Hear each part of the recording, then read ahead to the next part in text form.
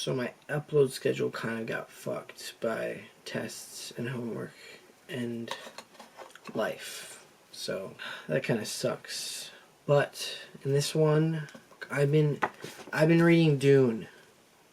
I'm on the 4th book, Dune. Oh, it's so good. It's so good. The thing that Dune does really well is it basically gives an overview of a society that from an outside perspective, and like by doing that it kind of highlights the symbolism and the culture of that religion. Furman have very particular customs, and their religion is so specific to their region, and I feel like that perspective of like an outsider kind of made me think about like our culture and our beliefs. So, backstory about me, I was Eastern Orthodox, but I had a friend who at like a younger age, he sat me down and he like basically made me an atheist. Like he like sat me down and he was like dude, and he like told me all this shit. We had this long conversation. It was really crazy.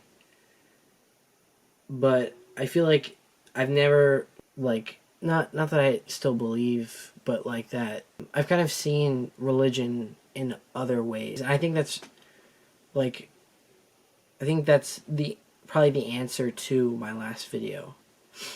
In that I was talking about hopelessness pretty much, and like how prevalent it is,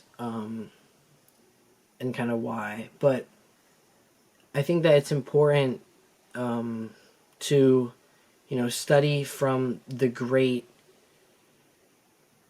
like monoliths that we create, like that give like most people meaning. That's how most people find meaning in life, is through religion. So, or they used to, at least. Value doesn't just kind of exist in a vacuum, right? Like there's always some sort of material or symbolic thing that we attach it to. Like in a way, like confining yourself to those trains of thought like makes you more closed-minded. But at the same time, it's important to have a foundation. Like you can't live for the next 5 years if you don't think that 5 years means anything.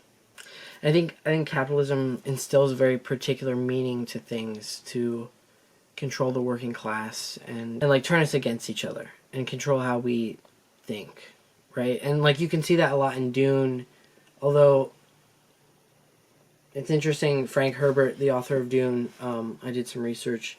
He was like a right-wing guy, and the 4th book, God Emperor of Dune, is this guy becomes God almost. Like he literally becomes immortal. He has the life, like the memories of like millions of people, billions of people who've come before him in his family tree. Like he has all the memories of his entire lineage basically, and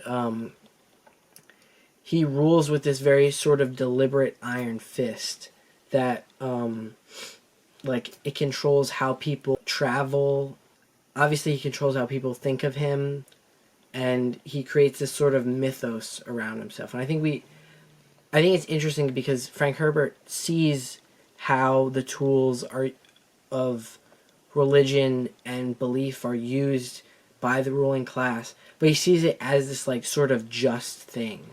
He sees it as like this like righteous thing, and you can tell in a way like how he does slight the God Emperor Leto, but like in his writing, when Leto writes, you can tell that he shares some of the beliefs that Leto has about stuff. I'm gonna find some quotes. I guess the other thing too is that in order to grow the left, I think we need to create these symbols for ourselves. Like we're very disorganized, which I think is good. It has its upsides.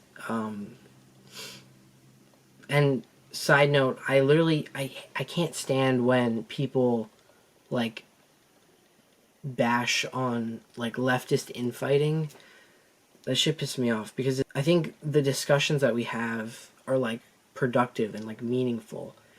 We're the culmination of so many different opinions and voices and backgrounds. It's like stronger that way. But let me find a quote. Unceasing warfare gives rise to its own social conditions, which have been similar in all epochs. People enter a permanent state of alertness to ward off attacks. You see the absolute rule of aristocrats. All new things become dangerous frontier districts, new planets, new economic areas to exploit, new ideas or new devices, visitors. Everything's suspect. Feudalism takes a firm hold. Everything disguised as a politburo or similar structure, but always present. Hereditary succession follows the lines of power. Blood of the powerful dominates. Vice-regents of heaven, or their equivalent, apportion the wealth, and they know they must control inheritance or slowly let power melt away. Now do you understand Leto's piece? The Stolen Journals. I don't really know where I'm going with this. It's just something I've been thinking of. Comment your religious experiences below. This episode is kind of lame, so there's a comment by Pumpkin the Builder. And I guess I just want to read it because I thought it was really nice. God, I know myself and many people who might be feeling the same things right now, man. Lately, I've been really trying to reflect on myself and just this country we live in and our weird complacency. I think it can ultimately be traced back to the legacy media and even social media overblowing and catastrophizing totally not that big of deal things and hushing down and ignoring things that are truly notable and deeply unsettling. I mean, it's just radicalization. I'm not saying there's anything new there, but I think one of the best things we can do for ourselves and those around us in our circles, or even a broader audience like you are going to speak, like you are doing here, is speak our thoughts and speak them genuinely. Trust if you speak from the heart, people will listen.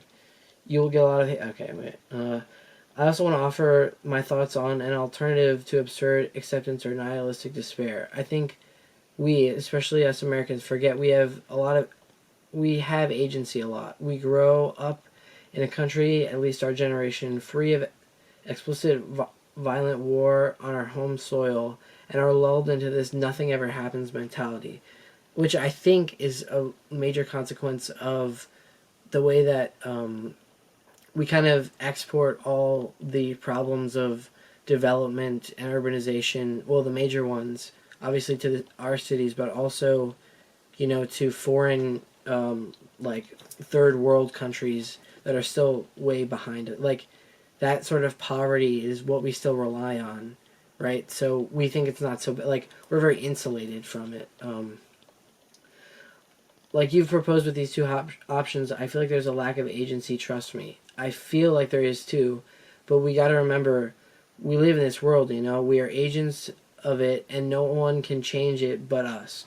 We have lived our whole life incapable of changing the world around us, especially us being kids for most of our existence so far, growing up into this world where we get up and do something about it. I don't know what that is. Trust me, if I knew.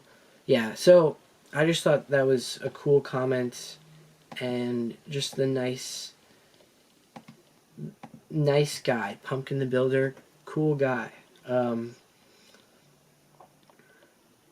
Again, I want to apologize about my uploading not being so regular like I thought it was going to be. There's been stuff going on, so yeah, I kind of know what I'm going to do for my next video, so I'm not too worried about that. But so yeah, peace out, Girl Scout, Geek Bar Brain.